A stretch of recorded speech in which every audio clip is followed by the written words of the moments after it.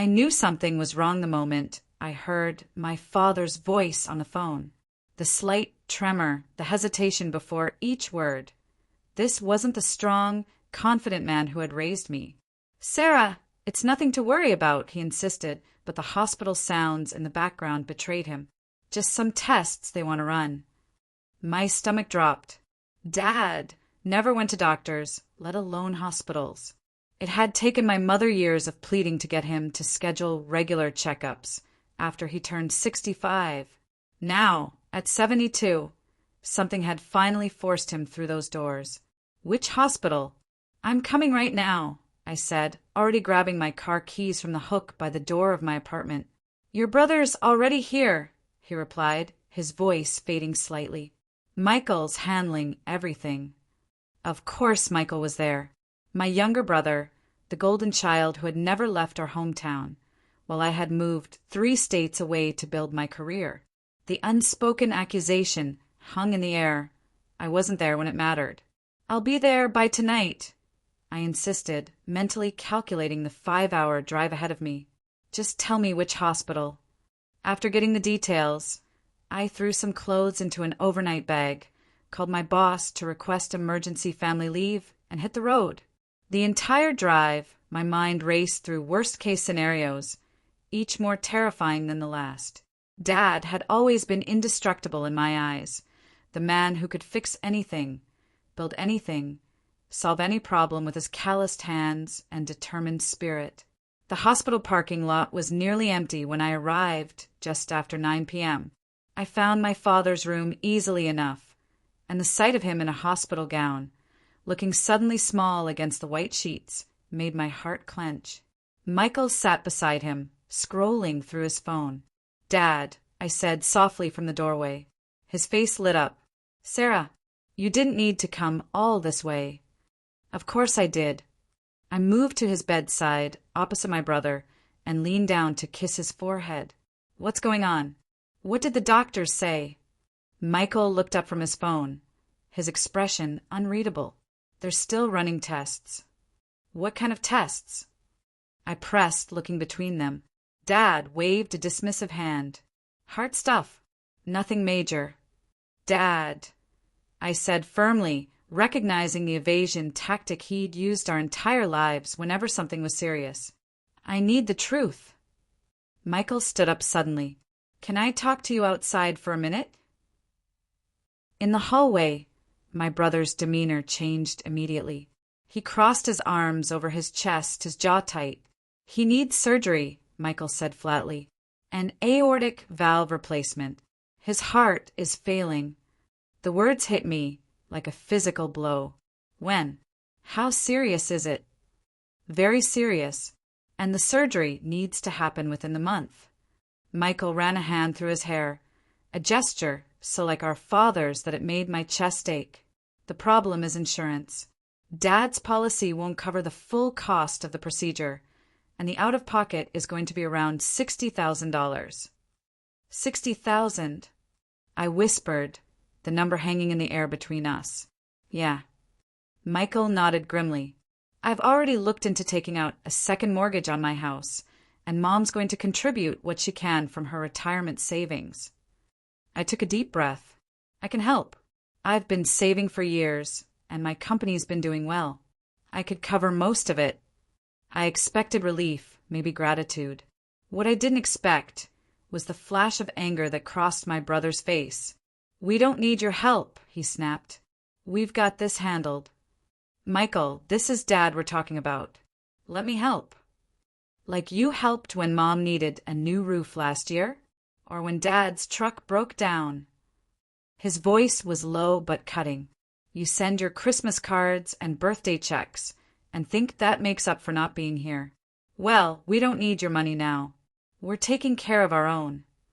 "That's not fair," I protested, feeling the familiar guilt rise up to choke me. "I have a career, a life I've built." "A life that was more important than family," he finished for me. "We don't need your money, Sarah. Go back to your important job and your important life. We'll handle Dad's surgery." With that, he turned and walked back into the hospital room. leaving me standing alone in the sterile hallway, tears burning behind my eyes.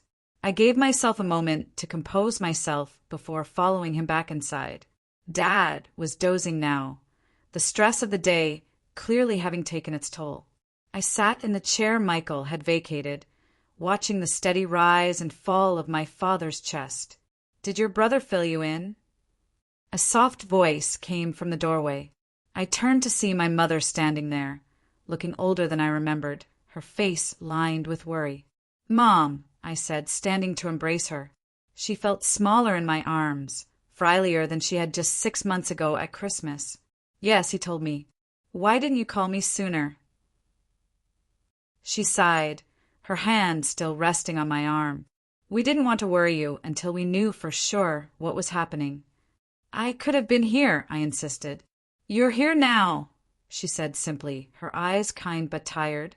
"That's what matters." We sat together by Dad's bedside, talking quietly about his condition, the surgery, the specialists they'd consulted. Mom carefully avoided mentioning the cost, and I didn't bring up my offer to help, still stinging from Michael's rejection. When Dad woke up an hour later, he seemed genuinely pleased to see both Mom and me there.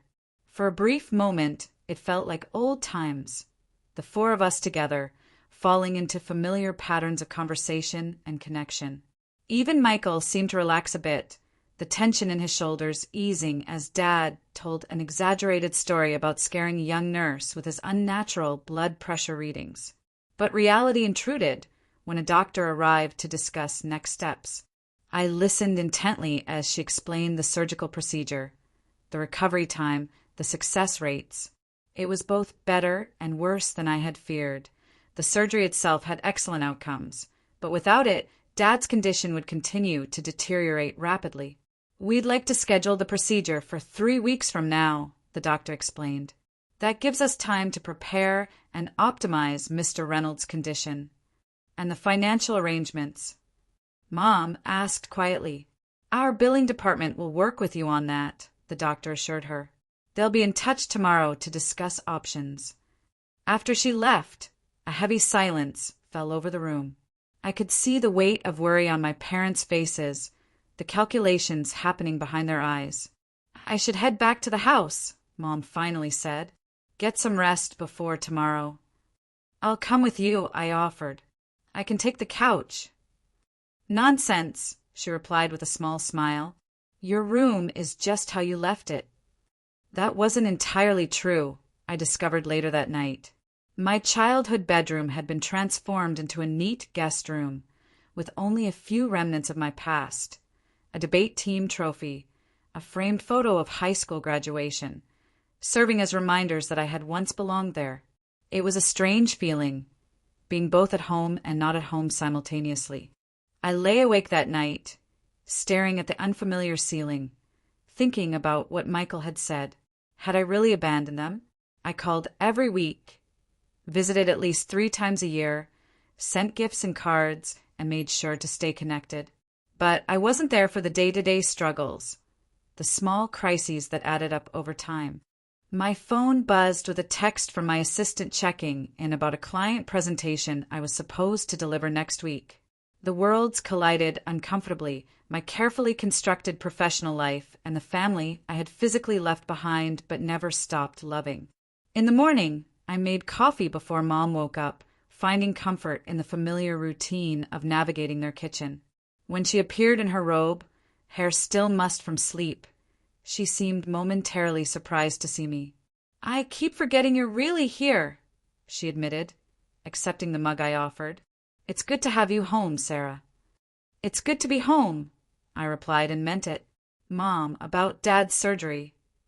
Her expression closed slightly. "Michael said you two discussed it." "I want to help," I said firmly. "I can contribute to the costs. I have savings and—" "Your brother is very proud," she interrupted gently. "We all are. We've never needed to ask for help, and it's hard to start now." "It's not asking," I insisted. "It's family taking care of family." She patted my hand. "Let's see what the billing department says today. Maybe things won't be as dire as we think." but they were. At the hospital later that morning, the financial counselor laid out the costs in black and white. Even with insurance, the family would need to provide a significant payment before the surgery could be scheduled. "We have some assistance programs," the counselor explained, sliding brochures across her desk. "And payment plans are available, of course." Mom accepted the materials with a tight smile. "We'll figure it out." Outside the office, I pulled her aside. "Mom, please, let me help. This isn't about pride, it's about Dad's life." "I know, sweetheart," she sighed, "but this is between your father and me. And Michael has already made arrangements to help." "What about what I want?" I asked, frustration building. "He's my father, too." "Of course he is." She squeezed my hand. "But you have your own life to think about. We don't want to be a burden." "You could never be a burden," I insisted, blinking back tears. "Let us handle this our way," she said firmly. "Now, let's get back to your father. He's having more tests this afternoon." For the next 2 days, I stayed by Dad's side, fetching ice chips, adjusting his pillows, trying to be useful in any small way I could. Michael came and went, attending to his family and work responsibilities while still maintaining a presence at the hospital. Each time I tried to broach the subject of financial help, either with him or with my parents, I was gently but firmly rebuffed. "We don't need your money," Michael said again, the night before I was scheduled to return to work. We stood in the hospital parking lot, the summer evening settling around us. "We need you to understand that we've managed just fine while you've been gone, and will continue to manage." "This isn't about managing," I argued. "This is about doing what's best for Dad. Why make this harder than it needs to be?" "Because some things matter more than money," he replied. "Like being present, like sacrificing, like putting family first." His words cut deep, touching the very insecurities I'd carried since leaving home. "That's not fair," I whispered. "Life isn't fair," he shrugged. "Go back to your career, Sarah. We've got things handled here." I drove back to my apartment the next day with a heavy heart, my mind racing with uncertainty and guilt.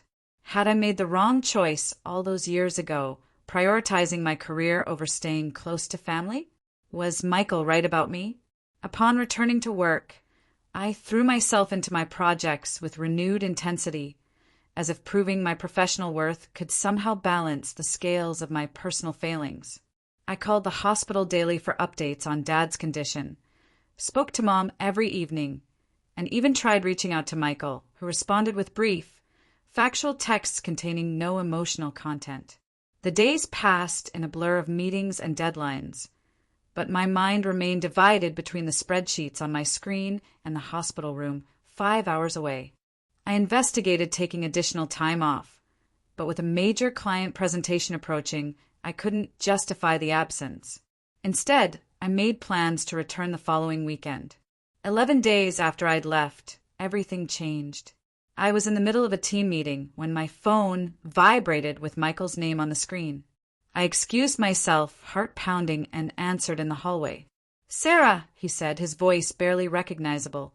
Gone was the anger, the defensiveness. Instead, I heard something I'd never expected. Desperation.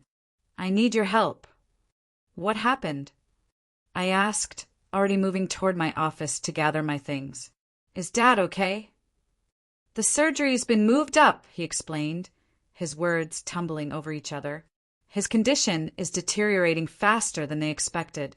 They want to operate tomorrow, but the hospital won't proceed without a substantial deposit. The loan fell through, and Mom's retirement account has all these penalties for early withdrawal, and his voice broke. I don't know what to do. How much do you need?" I asked without hesitation. 40,000 to start, he admitted, the number hanging between us. "I'm so sorry, Sarah. I didn't want to ask, but—" "I'll transfer the money right now," I interrupted. "Text me the account details. And Michael, I'm on my way. I'll be there tonight." The silence on the other end stretched for a moment before he spoke again, his voice thick with emotion. Thank you. As I ended the call and began gathering my things, I felt a strange mix of emotions. Worry for my father, determination to reach him quickly, but also, unexpectedly, relief. Relief that finally, in this moment of crisis, I could prove in tangible terms what my heart had always known. That distance had never diminished my love for my family. That success had never been about escaping them, but about creating a life where I could support them when it truly mattered. I called my boss from the car, explaining the emergency as I navigated onto the highway. "Take all the time you need," she assured me. "Family comes first." Family comes first. Such a simple phrase, yet so complex in its application. Michael had wielded it like a weapon against me, suggesting my choices had proven otherwise. But as I drove toward the fading sun, I wondered if we had simply defined it differently, if his version meant physical presence and daily sacrifice, while mine meant building capacity to help in moments of true crisis. The hospital was quiet when I arrived shortly after midnight. Dad was sleeping, monitoring equipment beeping softly beside him. Mom had gone home to rest before the early surgery. Michael sat alone in the corner chair, his face haggard under the fluorescent lights. He stood when I entered, hesitating for just a moment before crossing to embrace me with unexpected fierceness. "The transfer went through," he murmured against my hair. "They've scheduled the surgery for 7 a.m. "Good," I said, simply returning his embrace. When he pulled back, I could see the struggle in his eyes, pride warring with gratitude, stubborn independence clashing with the relief of shared burden. "I'm sorry," he said finally, "for what I said before, for pushing you away. You were scared," I offered. "We all were." "It wasn't just fear," he admitted, dropping back into his chair. "It was resentment, I guess.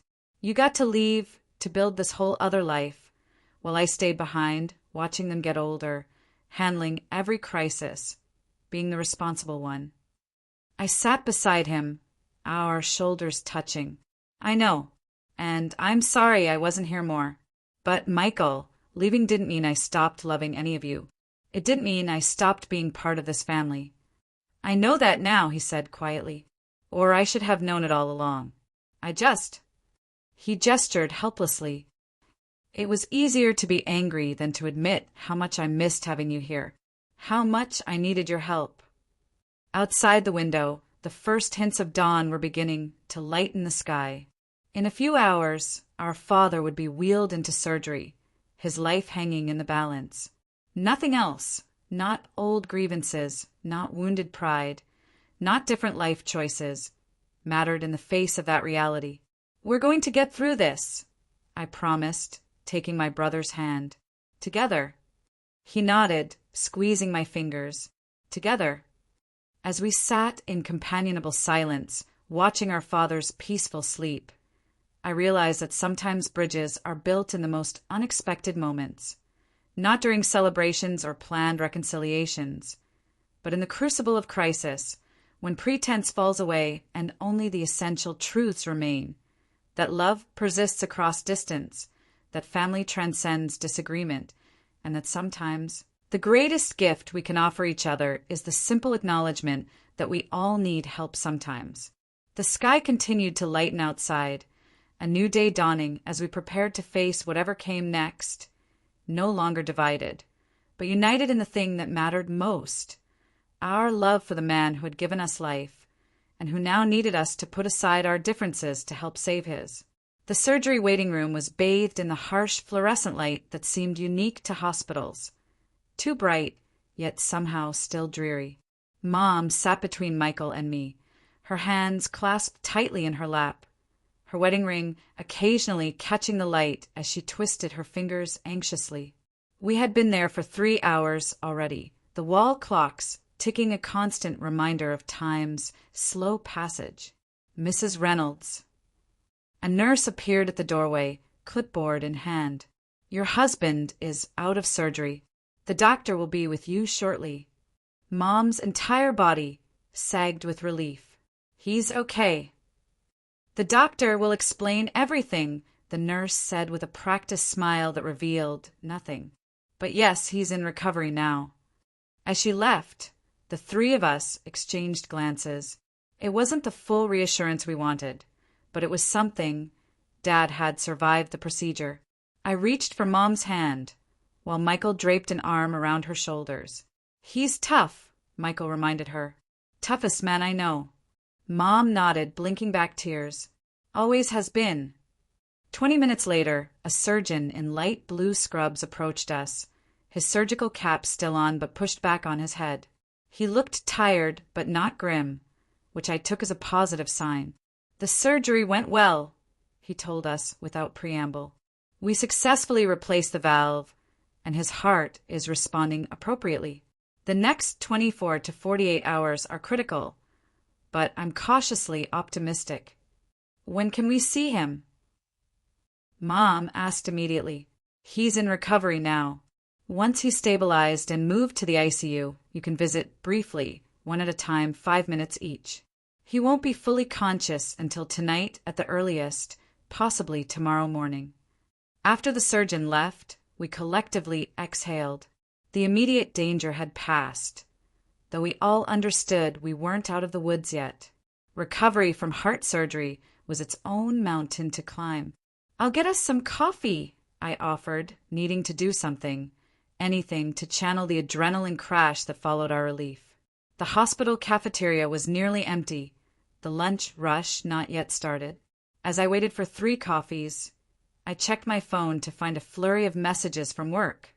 Concerned colleagues, questions about projects, the steady hum of professional life that continued regardless of personal crises. I sent a quick update to my boss and put the phone away, determined to remain present. When I returned with the coffees, Michael was alone in the waiting room. Mom went to call Aunt Judy, he explained, accepting the cup I offered. Thanks. We sat in silence for a moment, the events of the past 24 hours settling around us. I still couldn't quite believe how quickly everything had changed, from his angry rejection of my help to his desperate late-night call. I've been thinking about what you said last night, Michael finally spoke, his eyes on his coffee cup. About how leaving didn't mean you stopped loving us. It's true, I said quietly. I know. I think I've always known that, really. He sighed, running a hand over his face. But it was easier to be angry than to admit I was jealous. Jealous. I looked at him in surprise. Of what? Of your freedom.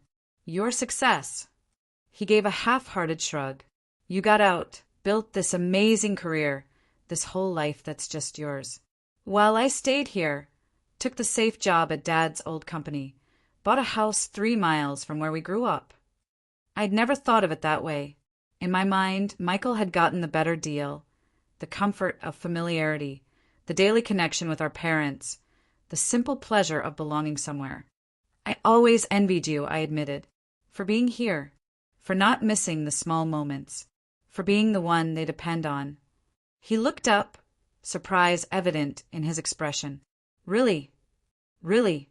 I nodded. Every birthday call where everyone's together but me. Every time Dad mentions some project you helped him with. Every Christmas where I fly in for 4 days while you're just home. Michael seemed to consider this.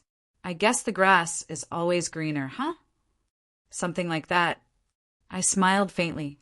We both made our choices. They're just different choices. Yeah. He was quiet for a moment. About the money. Don't, I interrupted. It's family. It's Dad. There's nothing to discuss. There is, though. He set his coffee down and turned to face me directly. I need to say this. I was wrong to reject your help. Wrong and prideful. Stupidly prideful.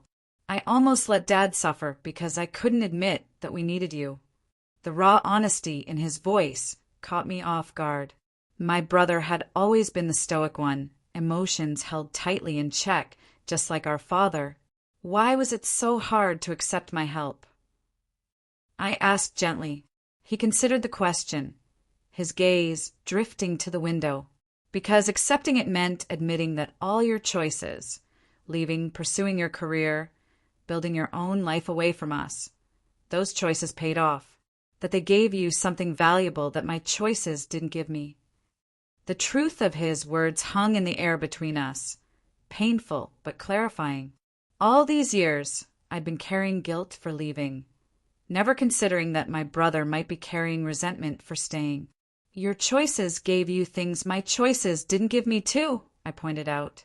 A deep connection with Mom and Dad, a stable community, the chance to raise your kids near their grandparents. I know. He nodded slowly. I know that logically. It's just hard to remember sometimes, I finished for him. Yeah. A small smile tugged at his lips. Exactly. Mom returned then, her face showing the strain of the morning, but her steps lighter after hearing the positive surgical outcome. We settled into the familiar pattern of waiting, each of us retreating to our phones or the dog-eared magazines scattered around the waiting room. Around noon, a nurse came to inform us that Dad had been moved to the ICU and we could visit briefly. Mom went first, of course, returning 10 minutes later with red-rimmed eyes but a genuine smile. He's very groggy, but he squeezed my hand, she reported. He's got so many tubes and wires, but he looks peaceful. Michael went next, while Mom and I waited. When he returned, his expression was somber but relieved. He's out of it, but he's Dad, he confirmed. Tried to make a joke about the hospital gown. Couldn't quite get the words out, but I could tell that's what he was going for. My turn came last. Following the nurse down the sterile corridor to the ICU, I tried to prepare myself for what I might see. Despite this, the sight of my father, pale against the sheets, connected to various machines, a large bandage visible at the neckline of his gown, made my breath catch. Hi, Dad, I said softly, approaching the bed. His eyelids fluttered, then opened partially. Recognition dawned slowly in his gaze. Sarah, he murmured, his voice barely audible. You're still here. Of course I am. I took his hand, carefully, mindful of the four. Where else would I be? A ghost of a smile touched his lips before his eyes drifted closed again. I stood there holding his hand, watching the steady rise and fall of his chest, the rhythmic beeping of the heart monitor confirming what I needed to know. He was still here, still fighting. When my 5 minutes were up, I reluctantly let go and stepped back into the hallway, surprised to find tears streaming down my face. A kind-faced nurse handed me a tissue. First time seeing a loved one after surgery is always tough, she said gently, but he's doing well. Try to focus on that. I nodded gratefully, composing myself before returning to Mom and Michael. The next 48 hours fell into a strange rhythm.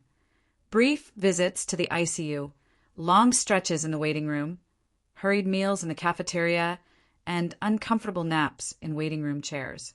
I worked remotely when I could, stepping into empty visitor lounges for conference calls, my laptop balanced precariously on my knees. Michael juggled his own responsibilities, checking in with his wife and kids, making quick trips to the office, bringing fresh clothes for Mom, who refused to leave the hospital for more than a shower. We formed an unexpected team, coordinating our efforts without discussion, sliding into complementary roles with surprising ease. On the second evening, after Dad had been moved from the ICU to a regular room, a major milestone in his recovery, I found myself alone with him while Mom and Michael went to get dinner. He was more alert now, able to engage in real conversation, though still weak and easily fatigued. Your mother told me what you did, he said, his voice stronger than it had been, but still lacking its usual robust quality. About the money for the surgery. I shifted uncomfortably in the visitor's chair. It was nothing, Dad. $60,000 isn't nothing, Sarah. His gaze was steady, so like the father I remembered from childhood, the one who could always tell when I was hiding something. 40,000, I corrected. Michael handled the rest. Still, he adjusted his position, slightly wincing. That's a lot of money. Money you worked hard for. Money well spent, I said firmly. What good is having savings if you can't use it when it really matters? He nodded slowly. Your brother was pretty set against accepting your help at first. I know. I smiled wryly. He made that very clear.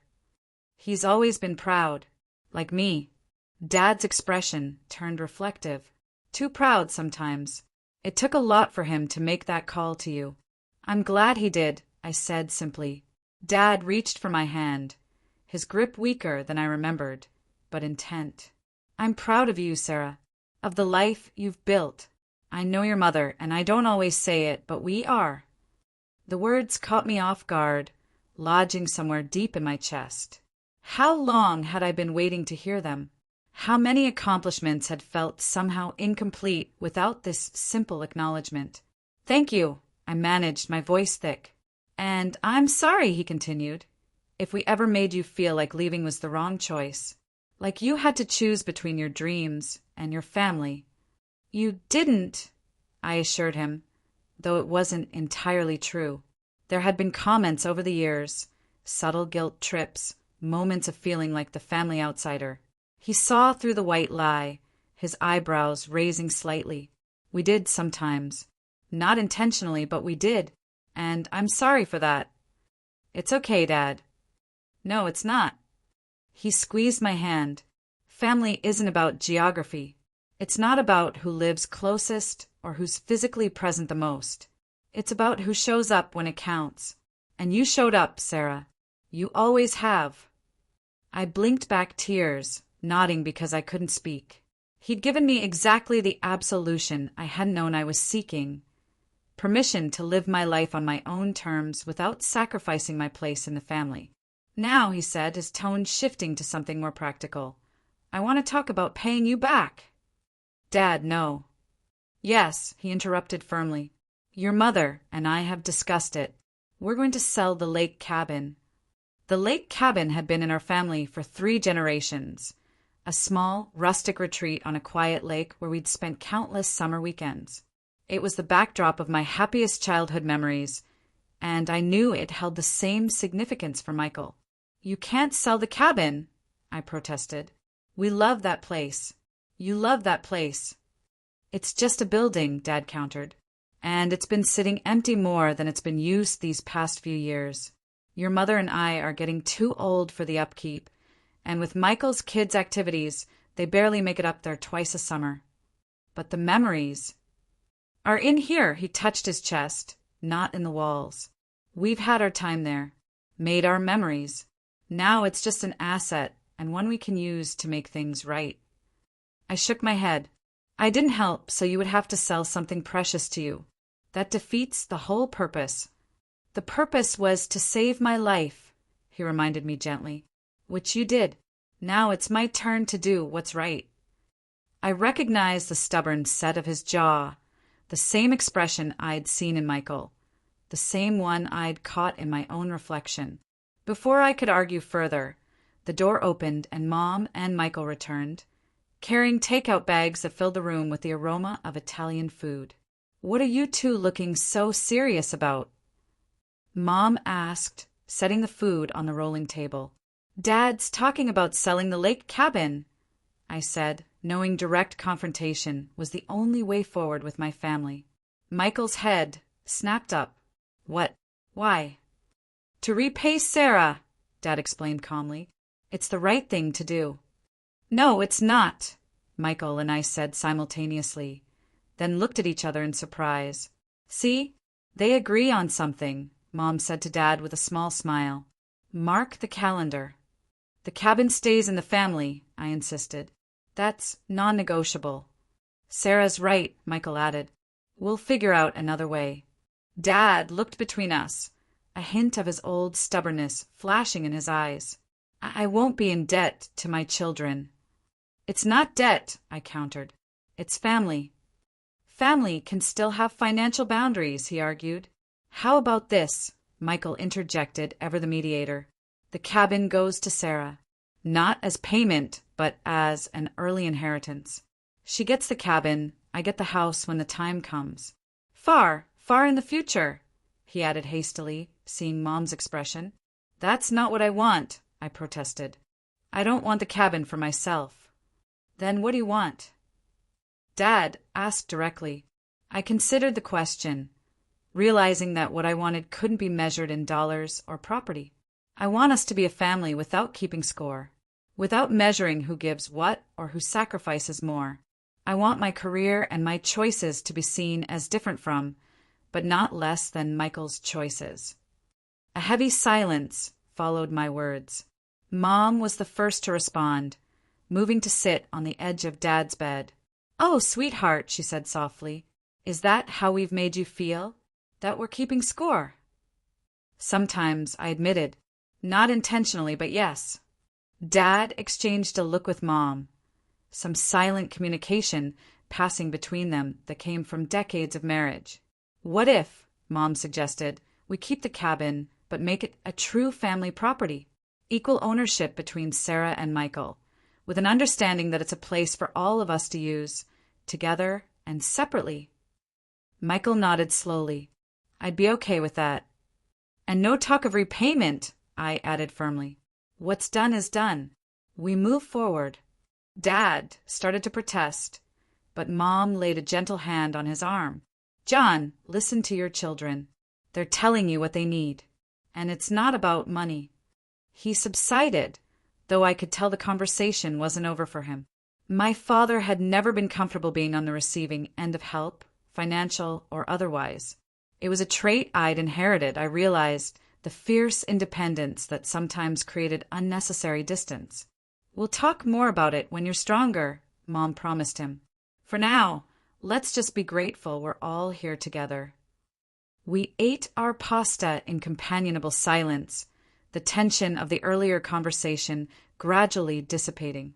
As I watched my father, still weak but undeniably alive, his dry humor beginning to resurface, I felt a profound gratitude wash over me, not just for his survival, but for the unexpected gift his illness had given us, the chance to finally speak truths that had gone unspoken for too long. Later that evening, as Mom dozed in the recliner beside Dad's bed, Michael, and I stepped out into the hospital corridor for coffee. Did you mean what you said in there? He asked as we walked toward the vending machines. About not keeping score? Yes, I said without hesitation. I'm tired of feeling like I have to justify my choices every time I come home. He nodded thoughtfully. I never realized that's how it felt to you. And I never realized you felt like I'd somehow gotten the better end of the deal by leaving, I countered. A nurse passed us, nodding politely as she hurried by. Michael waited until she was out of earshot before continuing. I've been thinking a lot these past few days, he said slowly, about what really matters. And it's not who lives where or who makes what sacrifice. It's who you can count on when the bottom falls out. And I prompted, sensing there was more.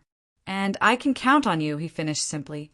I've always been able to count on you, even when I was too stubborn to admit it. The admission washed over me like a wave, erasing years of unspoken tension. Thank you for saying that.